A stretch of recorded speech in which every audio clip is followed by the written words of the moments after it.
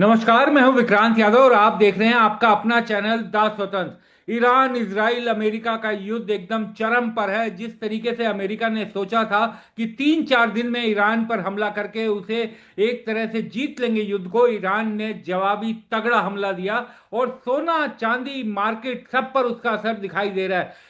Share बाजार की बात करें, शेयर बाजार एकदम थम सा गया है। एक दो दिनों से थोड़ी सी ग्रीन दिखाई दे रही है लाइट, लेकिन अभी भी बाजार को रंगत में आने में काफी समय लगेगा युद्ध रुकने के बाद। सोना चांदी एकदम स्थिर हो गया है 5,000 के दाम पर, $5,000 पर सोना और $80 के आसपास चांदी। लेकिन इस बीच सनसनी फैला दी है रॉबर्ट कियोसाकी साहब ने, जो रिच डैड पुअर डैड की बड़ी क्या कहा जाए ख्याति प्राप्त उपन्यास उन्होंने लिखा था। हमारे साथ बात करने के लिए मौजूद है वित्तीय विशेषज्ञ अनुज गुप्ता जी। अनुज जी, बहुत बहुत स्वागत है आपका। नमस्कार विक्रांत जी। अनुज जी, ये रॉबर्ट कियोसाकी साहब कह रहे हैं कि सबसे बड़ा बुलबुला फूटने वाला है। मुझे नहीं पता कौन सी घटना, कौन सी चिंगारी सबसे बड़े बुलबुले को फोड़ देगी, लेकिन जो भी होगा वह समय करीब है जब ये बुलबुला फूटेगा। तो उनका अनुमान है कि सोना एक साल के भीतर $35,000 प्रति औंस तक पहुंच सकता है। ये तो रॉबर्ट कियोसाकी एकदम कोहराम मचा रहे हैं।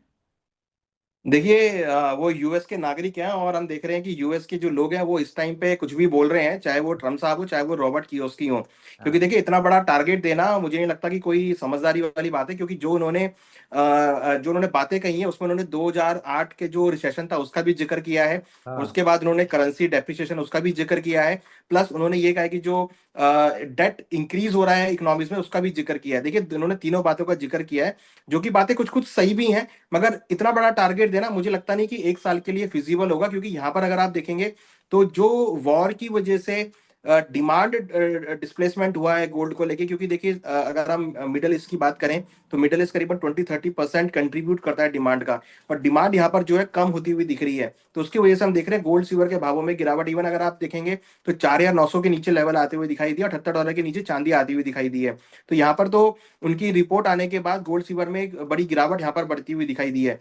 तो मुझे नहीं लगता कि $35,000 का जो उन्होंने टारगेट दिया है वो यहाँ पर एक साल में अचीव होगा। हाँ, अगर वो बोलते कि भाई ये टारगेट मेरा 10 साल या 15 साल का है, तो वो बात होती है कि हाँ चलो उन्होंने एक लंबे समय का टारगेट दिया। बट एक साल के लिए वेरी शॉर्ट टर्म के लिए 35,000 का टारगेट देना मुझे लगता है कि शायद बहुत बड़ा हास्यप्रद होगा। और चांदी का वो कह रहे हैं चांदी एक साल में $200 प्रति औंस हो सकती है। एक साल में $200 तक जा सकती है। देखिए ये भी मुझे लगता है कि बहुत बड़ा टारगेट उन्होंने दिया है। हाँ, अगर ये टारगेट बोलते कि आने वाले 2 या 3 साल के लिए होता तो हम उसको मान लेते, क्योंकि ऑलरेडी चांदी का भाव बहुत इंक्रीज हो चुका है, ऑलमोस्ट डबल हो चुका है। और ऐसे में अगर आप देखेंगे तो जो वॉर सिचुएशन है वो यहाँ पे कहीं ना कहीं इंडस्ट्रियल डिमांड को इफेक्ट कर रही है। इंडस्ट्रियल डिमांड की वजह से लग रहा है कि शायद चांदी में उतना तेज मोमेंटम ना देखने को मिले। हालांकि देखिए जो हम मान के चल रहे हैं कि भाई दिवाली तक क्या टारगेट होगा, तो हम मान के चल रहे हैं कि 5500-5600 तक के लेवल गोल्ड में, चांदी में 110-120 डॉलर तक के चार लेवल देखे जा सकते हैं, तो ये टारगेट हो सकते हैं। बट $200 का लेवल चांदी के लिए मुझे लगता है कि ये भी एक बहुत बड़ा उन्होंने टारगेट प्रिडिक्ट किया है, जो कि बहुत छोटे समय के लिए है। सोने का तो टारगेट करीब करीब, यानी भारतीय मुद्रा में देखें तो अगर हम अभी का हिसाब लगाएं, करीब 1,58,60,000 रुपए मोटा मोटा अगर लगा लें, तो 7.5-8 लाख रुपए तोला, 7.5-8 लाख रुपए का भाव वो कह रहे हैं कि हो सकता है।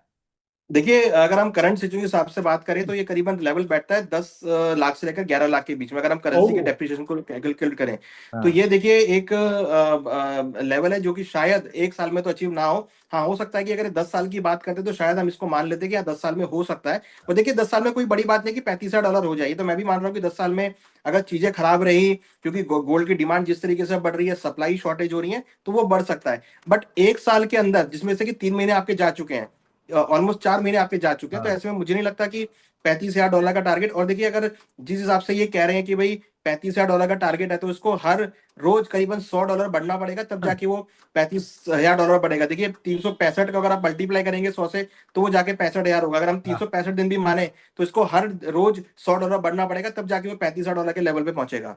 तो क्या लगता है कियोसाकी साहब वैसे बीच बीच में कुछ कुछ ऐसा करते हैं? हालांकि इन्वेस्टर तो वो है और उनकी किताब दुनिया भर पढ़ती है, तो ये बीच बीच में ऐसी बातें क्यों करते हैं? देखिए ये अब तो पता नहीं क्यों करते हैं, क्योंकि यूएस के अगर आप देखेंगे तो प्रेसिडेंट भी ऐसी ऐसी बातें करते हैं, तो हाँ। प्रेसिडेंट के इन्फ्लुएंस में शायद आके ऐसी बातें बोल जाते हैं। तो मुझे लगता है कि ऐसी बातें उनको नहीं बोलनी चाहिए, ऐसे टारगेट एटलीस्ट नहीं देनी चाहिए जो कि फाइनेंशियल मार्केट से रिलेटेड हो। जो कि लोगों की जेब से रिलेटेड हो, जो कि लोगों से पैसे से रिलेटेड हो। तो एक कंजर्वेटिव उनको रखने चाहिए, बट इतने बड़े टारगेट देना और अगर कोई इनको फॉलो करता होगा तो डेफिनेटली आज ही उसको कम से कम मुझे लगता है कि गोल्ड में करीबन $150 की गिरावट और चांदी में करीबन $6 की गिरावट आ चुकी है। तो अनुज जी, जो आप लोग क्या, क्योंकि जिस तरीके से सोना और चांदी हम देख रहे हैं कि फिर भी मजबूत बना हुआ, उस लेवल की उतनी बड़ी गिरावट नहीं दिखाई दे रही, संभाला उन्होंने अपने आप को। क्या लगता है कि अगर ये युद्ध थोड़ा और लंबा चला, क्योंकि ईरान तो अब रुकने वाला है नहीं, वो तो उनके सबसे सुप्रीम लीडर खामेनेई साहब जब शहीद हुए उसके बाद अब उनके फौज के जो सचिव हैं वो भी, उनकी भी डेथ हो गई। ये उसके बावजूद वो उनके हमले तो रुक नहीं रहे, मिसाइल और ड्रोन का उनके पास जो भंडार है वो तो रुक नहीं रहा है। देखिए, ईरान तो क्लियर कह रहा है कि अगर हम डूबेंगे तो सनम तुमको भी लेके हाँ। डूबेंगे। तो उनका तो क्लियर विजन है कि भाई अगर आपने हमारे सुप्रीम लीडर को मारा है तो ये देखिए यहाँ पर ट्रम्प साहब की कैलकुलेशन बहुत रॉन्ग गई है। ट्रम्प हाँ। ये सोच रहे थे कि वो खेमनाई को मारने के बाद 2 दिन में वॉर को खत्म कर देंगे। अब तो ये वॉर इतना बड़ा हो गया कि ये विकराल रूप लेता हुआ नजर आ रहा है, जिसकी चपेट में दुबई, आबू धाबी भी आ गए हैं, जो सबसे सिंसियर, सबसे रेगुलेटेड कंट्री माने जा रहे थे, जो कि सबसे ज्यादा साफ सुथरी कंट्री माने जा रहे थे, वो भी इसकी चपेट में आ गए हैं। तो कहीं ना कहीं अगर आप देखेंगे तो ये एक बहुत बड़ा रूप लेता हुआ नजर आ रहा है। और ऐसे में अगर आप देखेंगे तो कहीं ना कहीं ये वॉर नहीं लग रहा है कि जल्दी थमता हुआ नजर आएगा, क्योंकि जिस तरीके से इसने नया मोड़ लिया है वो यहाँ पर मुझे लगता है कि लंबा चल सकता है। देखिए, लास्ट टाइम हमें ध्यान है जब ईरान इराक का युद्ध हुआ था तो करीबन पूरे 4 महीने चला था। तो अब यहाँ पर तो देखिए दोनों कंट्री जो है वेल इक्विप्ड है, पैसे की कोई कमी नहीं है, डिफेंस से पूरे इक्विप्ड हैं, और उनको किसी की हेल्प लेने की जरूरत नहीं। वो अपने आप में इतने सक्षम है कि वो इस युद्ध को कितना लंबा खींच सकते हैं।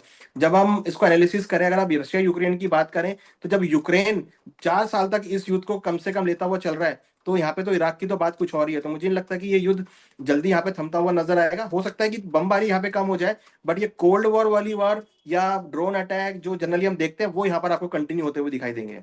और जिस तरीके से ईरान ने दुबई को तो एकदम तबाह कर दिया है भाई। दुबई की यूएसपी ये थी कि वो दुनिया की सेफेस्ट सिटी है, वहां पर यस। दुनिया भर के इन्वेस्टर जा रहे थे। पिछले 8-10 सालों में पूरी दुबई एकदम बदल गई है। तो दुबई को तो एकदम उसने बर्बाद कर दिया है। देखिए, उसका एग्जाम्पल अगर आप देखेंगे तो वहां पर गोल्ड की अगर बात करें तो ऐसा सुनने में आ रहा है कि वहां पे ज्वेलर्स ने 30-40% पर आउंस के हिसाब से वहां पे डिस्काउंट चालू कर दिया है। दूसरी तरफ कुछ खबर ऐसी भी आ रही है कि वहां के प्रॉपर्टी के दाम करीबन 35 से 40% गिर गए हैं। तो देखिए, ये सब चीजें होना ये शो करता है कि लोग वहां से अब एग्जिट लेते हुए दिख रहे हैं, या लोग अब उस फियर स्थिति में आ गए हैं कि उनको लग रहा है कि यहाँ से निकलना ही सेफेस्ट है। ऐसे में वो औने पौने दाम पर प्रॉपर्टी बेच रहे हैं, या प्रॉपर्टी की डिमांड यहाँ पर सडनली कम हो गई है, गोल्ड की डिमांड कम हो गई है, लोग कैश में बैठना ज्यादा पसंद कर रहे हैं। तो देखिए, ये जब भी किसी इकोनॉमी में ऐसी चीजें होती है तो सबसे पहले प्रॉपर्टी के दाम गिरते हैं, और ये प्रॉपर्टी के दाम गिरना ये इंडिकेट करता है कि वहां से लोग अब पलायन करते हुए दिखाई दे रहे हैं। अनुज जी, थोड़ा शेयर मार्केट के बारे में भी बताइए। क्या लगता है ये युद्ध अगर लंबा चला, क्योंकि ये शेयर मार्केट युद्ध शुरू होता है तो उस पर असर पड़ता है, लेकिन वो धीरे धीरे एब्जॉर्ब करता है, फिर आगे बढ़ते हुए यस। दिखाई देता है। लेकिन इस बार तो ऐसा लग रहा है कि असर बहुत भयानक पड़ा है, और एफआईआई तो रोज अपना पैसा निकालने में जुटे हुए हैं। देखिए, आपने बिल्कुल ठीक कहा, मगर अगर हम हिस्टोरिकली जाएं तो 2008 में हमने रिसेशन देखा था, मार्केट में गिरावट आई थी। उस गिरावट में जिन्होंने पैसा लगाया होगा डेफिनेटली उनको अच्छे रिटर्न्स मिले होंगे। कोविड के टाइम पे मार्केट में बड़ी गिरावट आई थी, जिन्होंने उस गिरावट पे पैसा लगाया होगा उनको भी अच्छे पैसे बने होंगे। रशिया यूक्रेन वॉर हुआ तब भी जिन्होंने पैसे लगाए होंगे तब भी उनको अच्छे पैसे बने होंगे। जिन्होंने ऑपरेशन सिंदूर के टाइम पे पैसा लगाया होगा उनको भी अच्छे पैसे बने होंगे। यहाँ अगर आप देखेंगे तो ये भी एक अपॉर्चुनिटी है। हालांकि मार्केट में गिरावट है, तो यहाँ पर देखिए इन्वेस्टमेंट के हिसाब से जब भी ऐसी स्थिति आती है तो वो नई अपॉर्चुनिटी लेके आती हैं। एक फाइनेंशियल मार्केट का साइकिल घूमता है, कुछ नए प्लेयर्स ऊपर निकल कर आते हैं, कुछ नई अपॉर्चुनिटीज निकल कर आती हैं, कुछ नई रिक्वायरमेंट निकल कर आती हैं। तो ऐसे में नए सेक्टर उभरते हैं। तो हमने देखा पिछले कुछ, अगर आप पिछले 10 सालों की बात करेंगे, तो जहां डिफेंस सेक्टर को कोई नहीं इतना तवज्जो दे रहा था, हमने डिफेंस सेक्टर में बहुत अच्छी ग्रोथ बनते हुए देखी। मेटल सेक्टर को लोग इतना नहीं देख रहे थे, तो मेटल सेक्टर में हमने अच्छी ग्रोथ आती हुई देखी। प्लस हमने देखा कि जो एआई सेक्टर है वो लोग उतना नहीं जान रहे थे, एआई सेक्टर में हमने अच्छी खासी मोमेंटम आते हुए देखा। तो हर जब भी कोई ऐसे इंसिडेंट होते हैं तो नए सेक्टर सामने निकल कर आते हैं जहां पर अपॉर्चुनिटी देखने को मिलती है। तो मुझे लगता है कि इन्वेस्टमेंट परस्पेक्टिव से डेफिनेटली थोड़ा सा टफ टाइम है, बट ये जो मार्केट है, ये जो गिरावट आ रही है, ये एक अपॉर्चुनिटी का टाइम होगा जहां पर आपको लंबी अवधि की अगर हम बात करें, देखिए लंबी अवधि की जब हम बात करते हैं तो हम 3 से 5 साल को लेकर चलते हैं। तो 3 से 5 साल का अगर आप व्यू लेकर चलेंगे तो डेफिनेटली कि जो गिरावट आ रही है ये एक अच्छा मौका होगा जहां पर पोर्टफोलियो बिल्डअप किया जा सकता है। बिल्कुल आपने सही बात की। इस समय कई बड़े अच्छे शेयर भी आपको अच्छी कंपनीज के जो आप खरीदना चाहते हैं वो भी इस समय सेल टाइप में मिल रहा होगा, सस्ता मिल रहा है, हम जी लोग देख भी रहे हैं। लेकिन अनुज जी, माइंडसेट से ये होता है ना कि जब बाजार गिरता है तो घबरा जाता है हिंदुस्तानी, वो जी। बेचने लगता है, जबकि ये खरीदने का टाइम होता है, इस समय बेच देता है। एसआईपी आप देखिए, लोग सरेंडर करने लग गए हैं अब, एसआईपी इतना डर बैठ गया है लोगों के दिमाग में। जबकि इस समय जो एसआईपी में भी एंटर करेगा उसको बड़ा फायदा होगा लॉन्ग रन में। देखिए एसआईपी का मेन ऑब्जेक्टिव ही ये है कि जो भी गिरावट आए वहां पर आपकी एवरेजिंग हो जाए। तो ये तो उसका फॉर्मूला ही है। तो यहाँ पर अगर घबरा रहे हैं तो मुझे लगता है कि घबराना नहीं चाहिए। अगर डिप आ रहे हैं तो आप एसआईपी को मेंटेन रखें, क्योंकि डिप में भी आपकी एंट्री होगी तो आप एक तरीके से लोअर लेवल पर एंट्री करेंगे। तो देखिए एसआईपी का तो सीधा सा फंडा यही है, सीधा सा फॉर्मूला यही है, उसका सिद्धांत ही ये है कि जो भी गिरावट आती है, जो भी बढ़त आती है, हर लेवल पर आप एंट्री करते हैं। तो अगर आपने ये मौका खो दिया है गिरावट वाला, तो वो कहीं ना कहीं आप मार्केट से एग्जिट होते हुए दिख रहे हैं। तो मुझे लगता है कि इस अपॉर्चुनिटी को देखना चाहिए। देखिए डेफिनेटली ये टफ टाइम है, पूरे वर्ल्ड के लिए टफ टाइम है। तो ऐसे में आप धैर्य बना के चलें, आप सोच समझ के इन्वेस्टमेंट करें, मार्केट को समझे, मार्केट को देखें क्या क्या सेक्टर अपॉर्चुनिटी हैं, कौन से ऐसे स्टॉक आप फाइंड आउट करें जो फंडामेंटली बहुत स्ट्रांग है, जिनका मैनेजमेंट स्ट्रांग है, जिनकी बुक्स बहुत स्ट्रांग है, जिनके प्रोडक्ट बहुत अच्छे हैं। तो उनमें अगर आपको दिख रहा है कि एक अंडर वैल्यूड प्राइस हो गए हैं, तो वो एक अपॉर्चुनिटी होगी जहां पर आपको अच्छे रिटर्न्स भी देखने को मिलेंगे। तो ये मार्केट का टाइम है जहां पर आपको शांत बैठे, आप आराम से बैठ के समझे, देखें, एनालिसिस करने का टाइम है और स्टॉक पिकिंग का टाइम है। हाँ, अनुज जी ये बताइए कि अगर ये युद्ध थोड़ा लंबा चला, क्योंकि जिसकी संभावना अब दिखाई दे रही है, तेल के दाम बड़े चिंतित करने लगे हैं। भारत को तो वैसे भी बड़ा महंगा तेल मिल रहा है, क्योंकि अब रशिया से जो डिस्काउंटेड ऑयल मिलता था वो तो अब बंद हो गया, अब तो बाजार के भाव जी। पे धंधा हो रहा है, तो धंधे के हिसाब से मिल रहा है। तो कैसा असर अब दिखाई दे रहा है? क्या सोना चांदी और ये सब तो आदमी तब सेव करेगा और तब खरीदेगा जब सब कुछ चले। क्या भारत में भी मंदी की आहट अब एकदम दिखाई दे रही है? क्योंकि अभी डराया है 2 दिन पहले कि हमारी जो बेरोजगारी दर है वो 4 महीनों में हाईएस्ट हो गई है। देखिए बिल्कुल अगर आप देखेंगे तो उसका इम्पैक्ट है डेफिनेटली। देखिए क्रूड का सबसे ज्यादा इम्पैक्ट भारत पे पड़ता है। हमने पहले भी देखा था जब जब क्रूड महंगा हुआ है तो उसकी वजह से जो इन्फ्लेशन है वो भी सरेंडर हुआ है, जो आपका बेरोजगारी दर है वो भी वहां पर आती हुई दिखाई दी है। तो कहीं ना कहीं देखिए ये मैंने आपको बताया कि टफ टाइम है सभी के लिए। तो यहाँ पे थोड़ा धैर्य रखने वाली बात है, क्योंकि देखिए इसमें कोई कुछ नहीं कर सकता। इसमें केवल आपको आराम से बैठ के देखना है, वेट एंड वॉच करना है, आपको कंट्रोल रखना है चीजों के ऊपर। तो वो चीजें यहाँ पर मेंटेन होती हुई दिखेंगी। यहाँ अगर आप देखेंगे तो कहीं ना कहीं क्रूड का जो चैप्टर है, देखिए वो भारत के लिए हमेशा से ही चिंता का विषय रहा है, क्योंकि क्रूड हम सबसे ज्यादा इंपोर्ट करते हैं और उसके इस पे ही हमारी जो करंट अकाउंट डेफिसिट है वो मेंटेन होता है। तो मुझे लगता है कि देखिए यहाँ पर भी जो टाइम है ये निकलता हुआ दिखाई देगा। और देखिए दूसरी बड़ी बात की अब ईरान के साथ हमारे कुछ समझौते होते हुए दिख रहे हैं, कुछ हम डील उनके साथ कर रहे हैं, जिसका असर होगा कि आपकी जो शिपमेंट्स हैं वो भारत की तरफ आती हुई दिखाई देंगी। तो जैसे जैसे शिपमेंट्स भारत की तरफ आएंगी तो डेफिनेटली उसका पॉजिटिव इंपैक्ट भी आपको देखने को मिलेगा। तो मुझे लगता है कि ये जो क्रूड वाली बात है, देखिए क्योंकि क्रूड की बात जो है वो खाली इंडिया के लिए नहीं, वो सबके लिए है। अगर क्रूड का भाव इंडिया के लिए महंगा हो रहा है तो वो चाइना के लिए भी महंगा हो रहा है, वो यूएस के लिए भी महंगा हो रहा है। तो सभी को उसकी चीजों को फेस करना पड़ेगा। तो यहाँ पर अगर आप देखेंगे तो जिस तरीके से ईरान के साथ डील चल रही है या इसराइल के साथ डील चल रही है, तो मुझे लगता है कि क्रूड जो स्टेट ऑफ हॉर्मुज है वो अब धीरे धीरे ओपन होता हुआ दिखाई देगा। और वहां पर आप देखिए जो इंडिया के फ्लैग वाले शिप्स हैं उनके लिए वो ओपन होता हुआ भी दिखाई दे रहा है। अभी तो हालांकि दो ही शिप दो निकले थे, और वह अब तो हमारे विदेश मंत्री ने भी कह दिया कि शिप टू शिप बातचीत हो रही है। हाँ, खैर पॉजिटिव है कि भारत के लिए शिप आने शुरू हो गए। जहां से बात जी शुरू की थी वहीं पर खत्म करता हूं। अंतिम सवाल मेरा कि जो रॉबर्ट कियोसाकी साहब ने तो दे दिया अपना टारगेट, जो देना था उन्होंने, $35,000। $35,000 दर्शकों, आप समझिए। तो इस पर आप जाइएगा मत, थोड़ा सोच समझकर अपना दिमाग लगाइएगा, अपने सेबी रजिस्टर्ड एनालिस्ट से बात कीजिएगा। कुछ भी अगर निवेश करें, बहुत वोलेटाइल समय है, सोच समझ कर निवेश कीजिएगा। लेकिन अनुज जी, ये जो पहले टारगेट थे इस युद्ध के शुरू होने से पहले, कि जैसे जेपी मॉर्गन और बाकी सब संस्थाओं का कहना था कि 6200 6300 हो सकता है, क्या अब क्या लग रहा है अब? क्योंकि अब हालांकि एक वो कहना आप लोगों के लिए भी थोड़ा मुश्किल होगा, क्योंकि हर रोज दिन पर दिन बदलता है इस तरह के हालात में। तो आप लोगों को क्या लगता है? रीडिंग तो आप लोग कर रहे होंगे।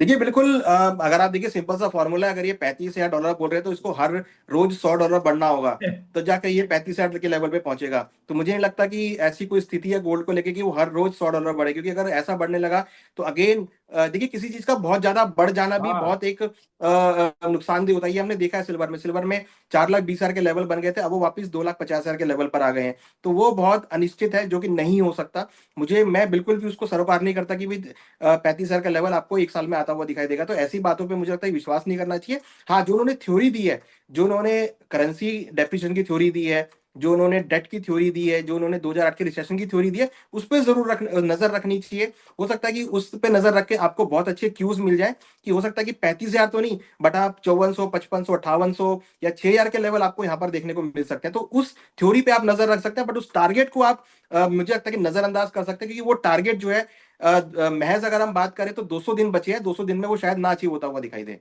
बिल्कुल, बहुत बहुत शुक्रिया अनुज जी, आप हमारे साथ जुड़े, बातचीत की, चर्चा में शामिल हुए। और दर्शकों से एक ही अनुरोध कि जैसे अनुज जी भी समझा रहे थे, आपको बता रहे थे, वोलेटाइल समय तो है ही, सोच समझ कर निवेश कीजिए और सुरक्षित निवेश कीजिए, क्योंकि पैसा आपका है तो नफा और नुकसान आपको ही झेलना पड़ेगा। रॉबर्ट कियोसाकी का आप केवल ट्वीट पढ़ सकते हैं, उन्हें कहीं पकड़ तो सकते नहीं है, रहते वो अमेरिका में हैं। बहुत बहुत शुक्रिया Anuj ji. Thank you sir.